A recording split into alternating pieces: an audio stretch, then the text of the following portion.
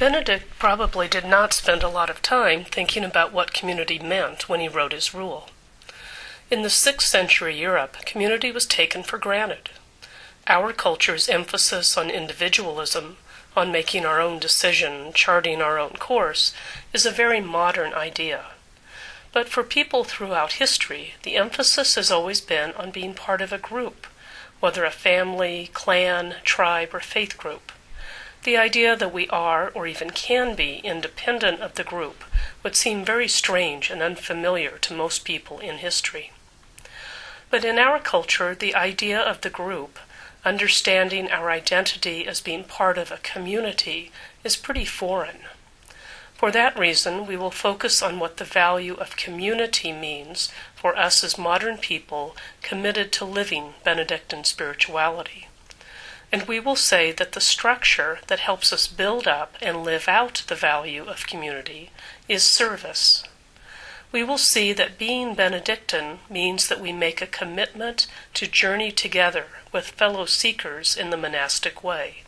This is the value of community. To be Benedictine is to cultivate a value that is very countercultural in our society. And to be Benedictine is to create structures in our lives so that on a regular basis we can be of service to people in our communities. Being Benedictine means that our faith life is centered in the value of community and the structures and practices of service.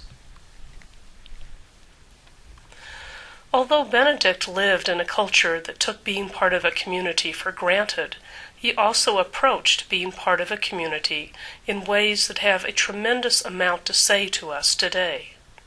To explore the value of community and the structure of service in Benedictine spirituality, we will begin by saying that for Benedict, the key to both the value of community and the structure of service is love. Love for one another is the center of what makes us community, and to serve one another is to enact Christ's love. As we look at what the value of community meant for Benedict, we can start with the familiar quote from chapter 72 of the Rule. This, then, is the good zeal which monks should foster with fervent love. They should each try to be the first to show respect to the other, supporting with the greatest patience one another's weaknesses of body or behavior, and earnestly competing in obedience to one another. Let them prefer nothing whatever to Christ, and may he bring us all together to everlasting life. Let's unpack this. In the next to the last chapter of the Rule, Benedict is summing up what community means. He is talking to the monks as a group and entreating them to act with good zeal and fervent love. The object of this good zeal and love are the members of the community, the monks. And Benedict knows that living this value of community isn't easy. When he says we should support with the greatest patience one another's weaknesses of body or behavior, you know that he has lived in community. Community means loving people who drive you crazy, who irritate you to no end, who don't treat you well and constantly demand your energy and attention. Community means being committed to people not of your own choosing. But at the same time, for Benedict, community is the essence of Benedictine life. It is in community, in the commitment we make to other people to be together on the faith journey, that we really learn what it means to love, to be responsible, to be transformed. Another key phrase of this chapter is that monks should earnestly compete in obedience to one another. What does that mean? We always need to be clear that obedience is never blind obedience. It is not giving up your will and always having to do what someone else tells you. Obedience is always much more subtle and much more difficult than that. For Benedict, obedience is about the very practical ways we learn to not take ourselves so seriously. To be obedient is to finally realize we are not the center of the universe. It is critical that each of us recognize that we are worthy, beloved children of God, and that so is everyone else. To be obedient to someone is to voluntarily let them come first, to make a free choice to give priority to someone else's needs and desires, not because we are unworthy of having our own needs met, or because our own sense of worth comes from putting others first, but because this sort of obedience is a way to practice the realization that all of us tend to be very egocentric. All of us tend to think of ourselves first, and this mutual obedience allows us very concrete ways to work on simply being part of a community along with everyone else. So being part of a community means to bear with one another in patience, to be open to the needs and wants of others, and to do all of this out of love. The ultimate reason for community, then, comes in the last verse of chapter 72. Let them prefer nothing whatever to Christ, that he may bring us all together to everlasting life. This is a radical notion for us as modern people, that our faith commitment, our faith journey, is not ours alone. Our relationship with God is not ours alone. We are not rugged individualists when it comes to how we live out our faith. In a world that tends to focus on a me and Jesus spirituality, we are saying something very different. We go to God together. We are responsible to one another on this common journey of faith. As Benedict says, our prayer and our hope is that Christ will bring us all together to everlasting life. We go to God as a community. Now obviously this should make those of us who live in a monastery and are professed monastics feel quite nervous as we realize the implications of what Benedict is saying. The sense that we are responsible to one another is rather daunting.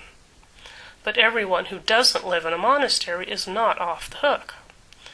What we see here is a radical call to a new vision of community that speaks to all of us, no matter what our style of life.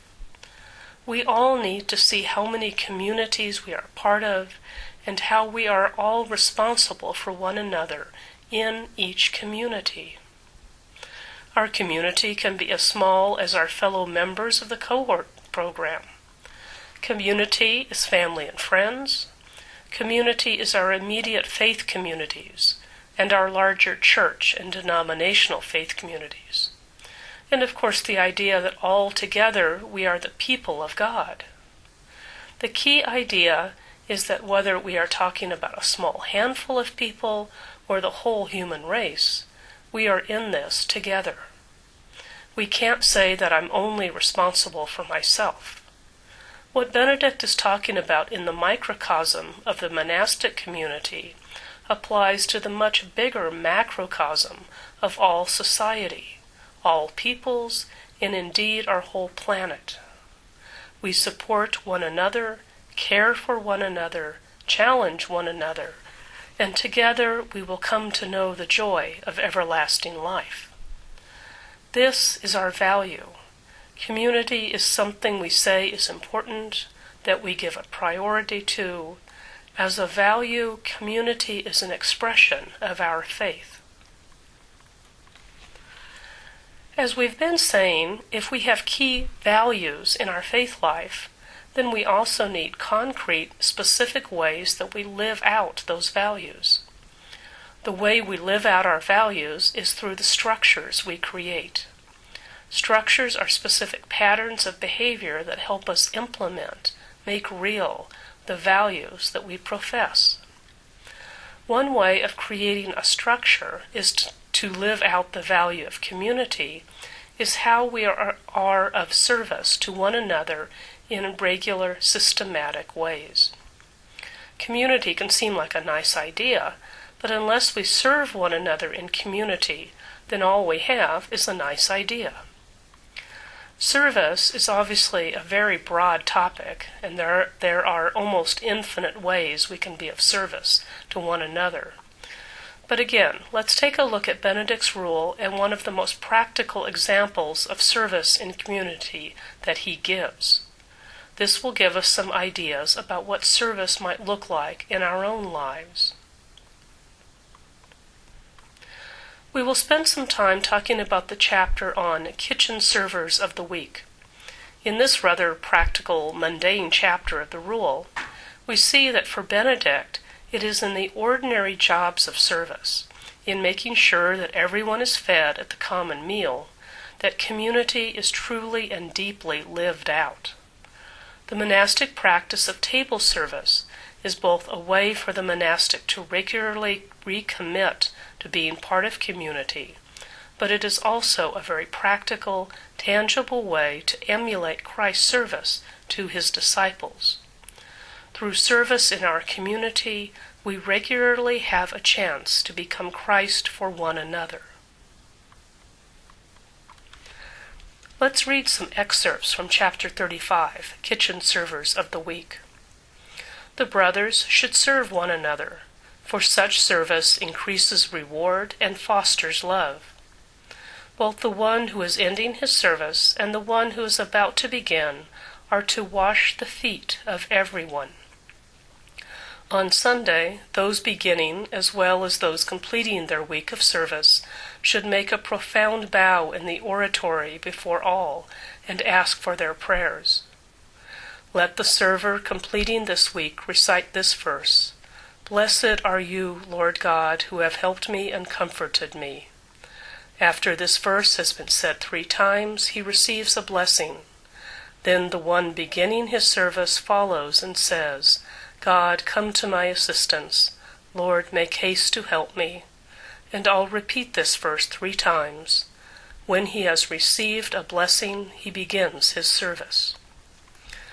There is a lot in this short excerpt that tells us how the regular structure of service helps us live the value of community in our lives. Notice how the chapter starts. The brothers should serve one another, for such service increases reward and fosters love. Service is about love. In any sort of community, concrete, specific acts of service are the way we build up community and one another. Service, whether it is helping with serving the meals or any other kind of help, is the way we demonstrate love. Now, that can seem awfully idealistic. Anyone who has had to put a meal on the table day after day, anyone who has been faced with a giant pile of dirty dishes in the sink, anyone who has ever been tired or cranky and had to face some kind of service will justifiably say that love isn't the first thing that comes to mind when serving a community or family or anyone else. But when we look a little deeper at what Benedict is doing here, we see that he's trying to help his monks see past their initial reactions to what probably seemed like grunt work, like the chores that nobody really wanted to do, and that doesn't immediately inspire love in much of anyone.